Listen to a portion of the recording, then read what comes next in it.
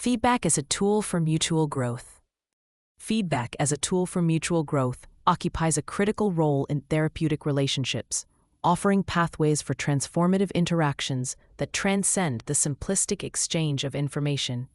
Within the context of therapy, feedback serves as an instrument for reflection and relational development, fostering an environment where both therapist and client engage in a dynamic process of co-evolution. At the intersection of contemporary psychological theories and practical methodologies, the nuanced deployment of feedback can catalyze profound mutual growth, ultimately leading to more sustainable therapeutic outcomes. At the heart of this discourse lies the dialectical nature of feedback, rooted in the foundational principles of dialogical therapy and co-constructivist approaches. These frameworks emphasize the collaborative construction of meaning and understanding, positioning feedback as a joint venture rather than a unidirectional transfer of insights. This paradigm shift calls upon therapists to engage in reflective practices that are attuned to the relational dynamics at play, moving beyond prescriptive techniques towards a more fluid and responsive interaction that honors the client's agency and perspective. The notion of feedback as a tool for mutual growth is further enriched through the integration of advanced methodologies such as motivational interviewing and narrative therapy.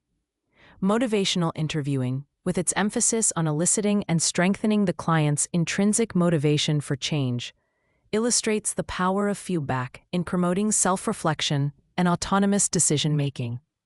In this context, feedback is not merely corrective, but rather a means of guiding clients towards greater self-awareness and empowerment, fostering a sense of ownership over their therapeutic journey. Narrative therapy, on the other hand, invites both therapist and client to engage in the co-authorship of the client's story, where feedback serves as a catalyst for reauthoring narratives that are congruent with the client's preferred identities and values. By positioning feedback as an invitation to explore alternative narratives, therapists can assist clients in deconstructing limiting beliefs and constructing more liberating narratives, thereby facilitating a transformative process that benefits both parties. The practical application of feedback as a tool for mutual growth necessitates a strategic framework that is both adaptable and context-sensitive. Professionals are encouraged to adopt an iterative feedback loop, characterized by ongoing dialogue and reflective practices that are responsive to the client's evolving needs and circumstances. This involves the intentional incorporation of open-ended questions, reflective listening, and affirmations, which together create a supportive environment for exploration and growth. Comparative analysis of competing perspectives reveals the nuanced interplay between directive and non-directive feedback approaches. While directive feedback may offer clarity and guidance, it risks undermining the client's autonomy and diminishing the potential for mutual growth.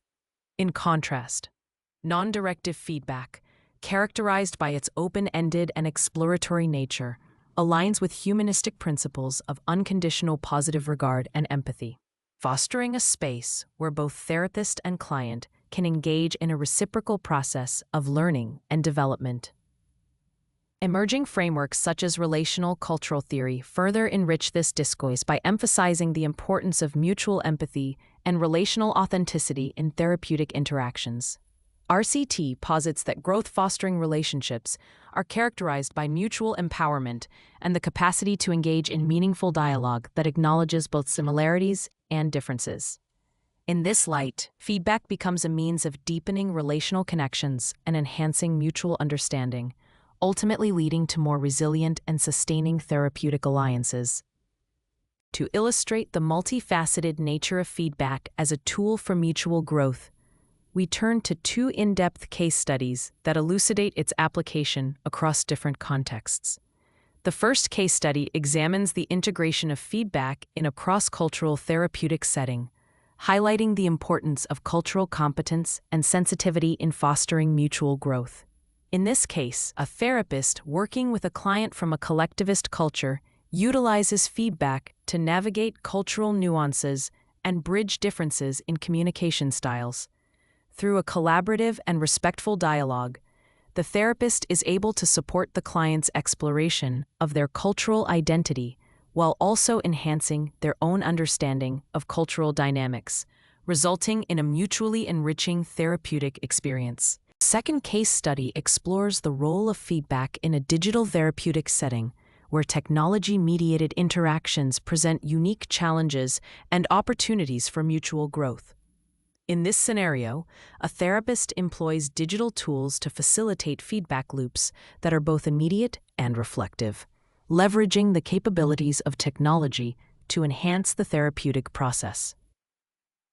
By incorporating visual feedback mechanisms, such as progress trackers and digital journals, the therapist enables the client to engage in self-reflection and continuous learning, while also gaining valuable insights into the client's progress and needs. This case underscores the potential of digital innovations to augment traditional feedback practices, offering new avenues for mutual growth in the therapeutic relationship. In this case, the therapist employs digital tools to facilitate feedback loops that are both immediate and reflective, leveraging the capabilities of technology to enhance the therapeutic process. By incorporating visual feedback mechanisms that are both immediate and reflective, leveraging the capabilities of technology to enhance the therapeutic process, you can do this in two places: at the Tranquil support.thm. I sincerely apologize if the presentation has been any question. I am not entirely convinced. You will not see anything by conclusion. Interdisciplinary considerations further enrich our understanding of feedback as a tool for mutual growth, drawing connections between psychological theories and adjacent fields, such as education, organizational development, and coaching. In educational settings, formative feedback is recognized as a critical component of the learning process, facilitating the development of metacognitive skills and fostering a growth mindset. Similarly, in organizational contexts, feedback is employed as a mechanism for performance enhancement and professional development, underscoring its relevance across diverse domains. Pause. In conclusion, the deployment of feedback as a tool for mutual growth in therapy necessitates a sophisticated understanding of its theoretical underpinnings, practical applications, and contextual nuances. By embracing a collaborative and relational approach to feedback, therapists can foster environments that nurture mutual growth and sustainable outcomes. Through the integration of advanced methodologies, interdisciplinary insights, and innovative frameworks, feedback emerges as a transformative force within therapeutic relationships, offering pathways to deeper understanding and shared growth.